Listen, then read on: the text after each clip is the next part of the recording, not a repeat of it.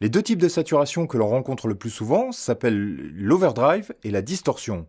L'overdrive est généralement un peu moins saturé, tandis que la distorsion permet d'obtenir des gains beaucoup plus importants et donc un son très distordu. À titre de référence, voici le son clair, c'est-à-dire le son non saturé, et voici l'overdrive.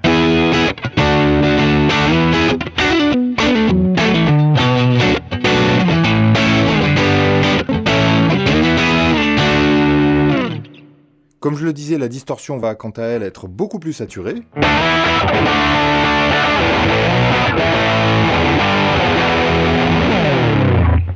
On entend également parler d'un effet fuzz, qui est également une saturation, mais avec un son beaucoup plus gras, beaucoup plus brouillon, qui était notamment très utilisé dans les années 60.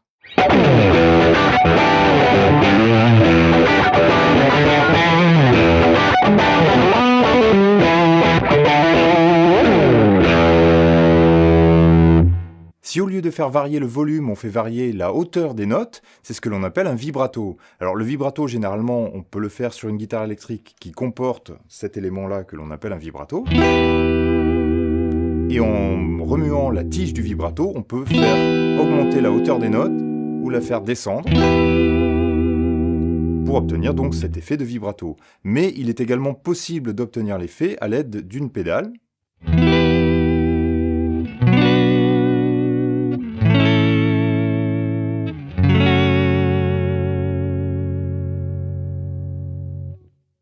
Enfin, voyons un dernier effet de modulation que l'on appelle la Leslie.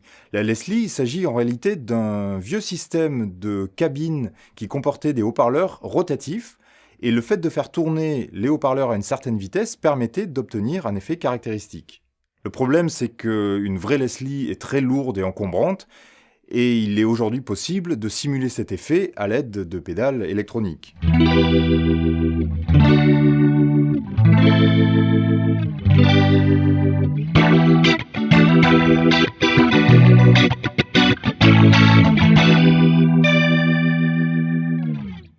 Passons maintenant aux effets de délai et de reverb.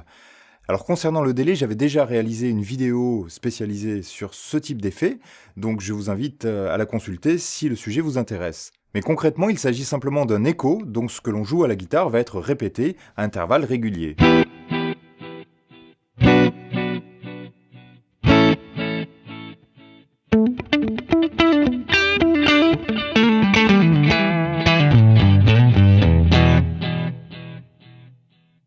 Quant à la reverb, il s'agit d'une simulation de l'ambiance d'une pièce, c'est-à-dire des différentes réflexions contre les murs, les plafonds, les sols, les différents objets de la pièce, qui vont créer une sensation d'espace que l'on n'a pas sur un système totalement électronique.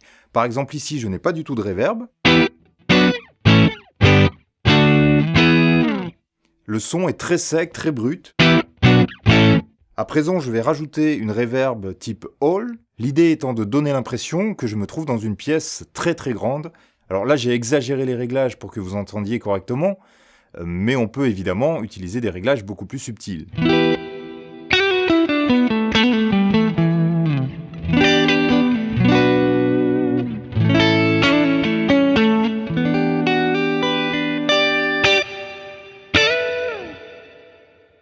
Sur beaucoup d'amplis guitare, on trouve des reverbs à ressort. Ce que l'on appelle une reverb à ressort, c'est réellement ça, c'est-à-dire c'est un élément mécanique qui comporte des ressorts, et la vibration de ces ressorts permet de simuler l'acoustique d'une pièce. Alors évidemment, le résultat n'est pas très probant, et on obtient une sonorité assez métallique, mais qui est devenue caractéristique de nombreux amplis de guitare.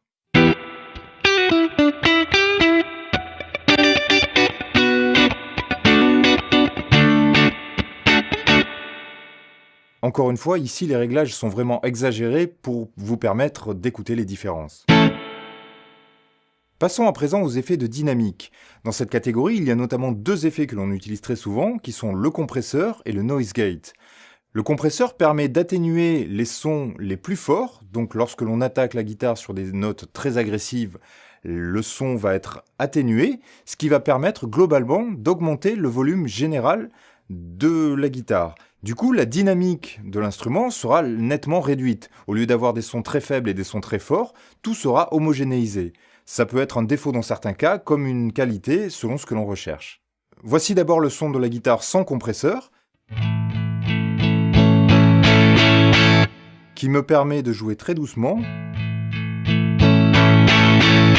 ou d'avoir une augmentation de volume significative lorsque j'attaque les cordes plus fort. Maintenant, si j'active le compresseur, on entend que le son devient légèrement plus agressif quand j'attaque les cordes plus fort, c'est logique. Par contre, la variation de volume est quasi inexistante.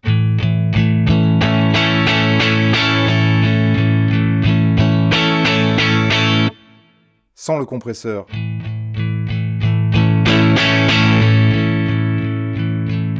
Et avec.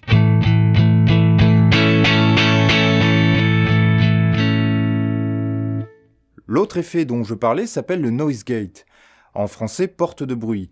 L'idée est de pouvoir couper le son de la guitare lorsque l'on ne joue pas, afin de supprimer les bruits parasites que l'on entendrait pendant les silences. Admettons que j'utilise un son très saturé, donc qui va comporter beaucoup de parasites. Là on entend déjà qu'il y a du souffle alors que je ne touche même pas la guitare. Et si je frotte sur les cordes, on va entendre tous les bruits parasites.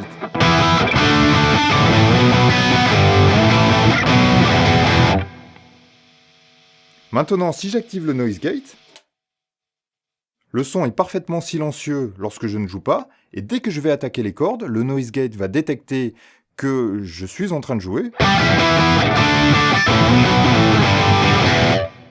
Et dès que j'arrête de jouer, le noise gate se réactive afin de couper le son.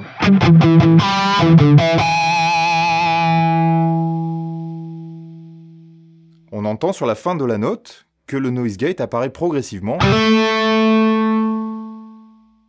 afin de couper le son et éviter d'entendre ce souffle et ces parasites. Passons à présent aux effets de pitch. Ce que l'on appelle le pitch, c'est la hauteur des notes. Donc des effets de pitch sont des effets qui vont jouer sur la hauteur de la note. Alors c'était déjà un peu le cas du vibrato, qui effectuait une variation du pitch de manière régulière. Mais ici, on va utiliser des effets qui vont nous permettre de créer des intervalles par rapport à la note que l'on est en train de jouer sur la guitare. On peut par exemple utiliser un octaveur qui va ajouter une note à l'octave au-dessus ou en dessous de celle qu'on est en train de jouer. Par exemple ici, j'utilise un son saturé qui ne comporte pas d'octaveur. Et maintenant, si j'active l'octaveur,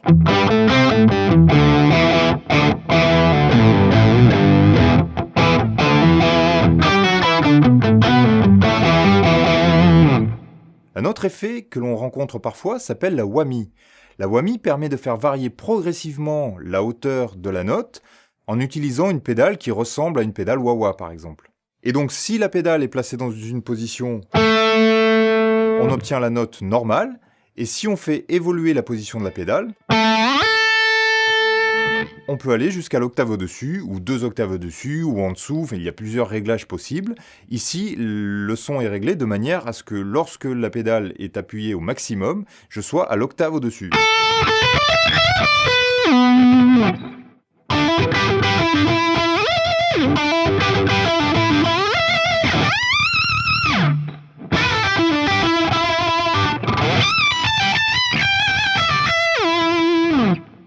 Il existe aussi ce que l'on appelle des harmoniseurs intelligents qui sont capables d'identifier les notes que l'on est en train de jouer sur la guitare et de les harmoniser en jouant simultanément une note qui fait partie de la même gamme.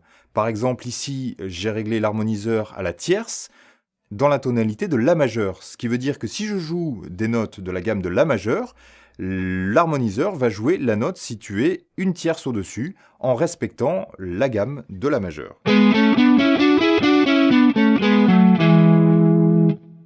Sans l'harmoniseur,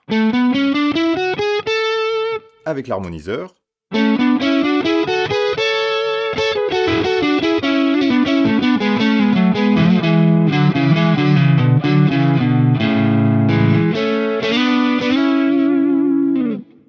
Parlons à présent des effets de filtre, et notamment les égaliseurs et la wah-wah.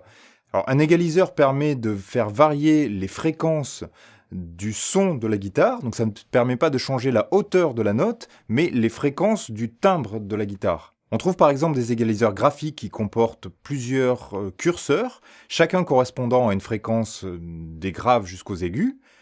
Et en variant la position de ces curseurs, on va pouvoir augmenter ou diminuer les fréquences graves, médium ou aiguës, selon ce que l'on cherche à obtenir. Donc voici déjà le son clair de la guitare sans égaliseur, puisque tous les curseurs sont au milieu, donc le son est neutre.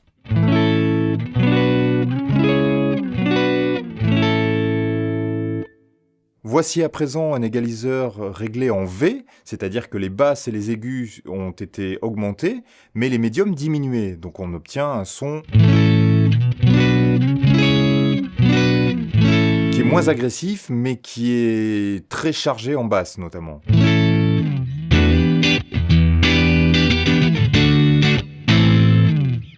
Et voici le réglage opposé, où les basses et les aigus ont été diminués, mais par contre les médiums augmentés.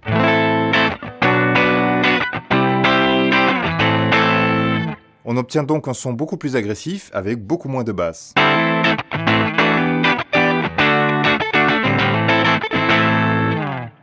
Parlons à présent de la pédale wah-wah. Alors j'en avais déjà parlé dans une autre vidéo, donc si le sujet vous intéresse, je vous invite à la consulter, vous trouverez le lien en dessous de la vidéo. Alors, la wah-wah est une sorte d'égaliseur puisqu'elle permet d'augmenter une fréquence précise, sauf que cette fréquence va pouvoir varier en fonction de la pédale, donc de la position du pied sur la pédale wah-wah. Et c'est ce qui va créer cet effet caractéristique. Et simplement en écoutant le son de la wah-wah, on comprend pourquoi on l'a appelé comme ça.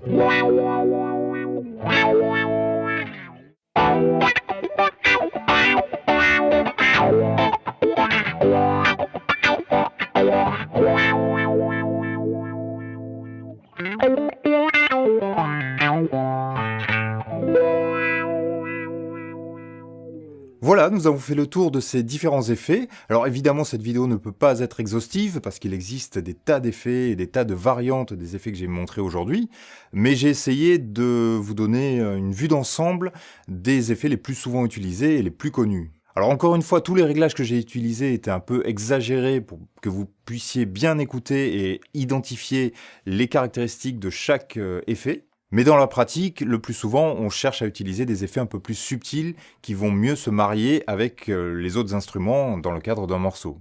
Alors j'espère que vous aurez pris plaisir à découvrir ces effets si vous ne les connaissiez pas, du moins pour certains d'entre eux, et je vous dis à très bientôt sur instinctguitar.com.